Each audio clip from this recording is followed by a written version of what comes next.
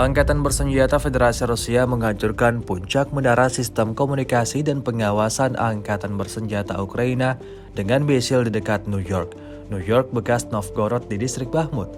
Rekamannya ramai beredar di media sosial Telegram pada Selasa 9 Mei 2023. Serangan brutal ini dilayangkan oleh Brigade 132 Angkatan Bersenjata Federasi Rusia yang sebelumnya dikenal dengan Brigade Ketiga NMDPR. Detik-detik serangan dari Brigade ke-132 ke arah target terekam jelas.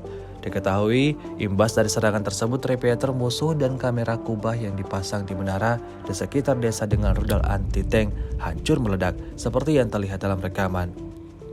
Hasilnya kerugian besar lagi-lagi dialami militan Ukraina.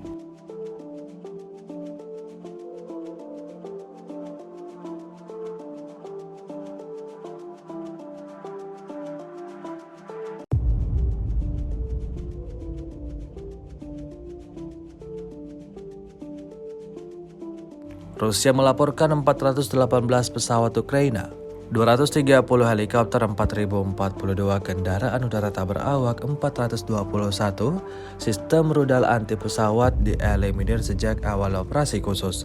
Sementara itu dari kubu Kiev, Kementerian Pertahanan Ukraina melaporkan 660 tentara Rusia dieliminir dalam 24 jam terakhir. Total 194.430 prajurit Federasi Rusia meninggal sejak awal konflik hingga hari ke-439.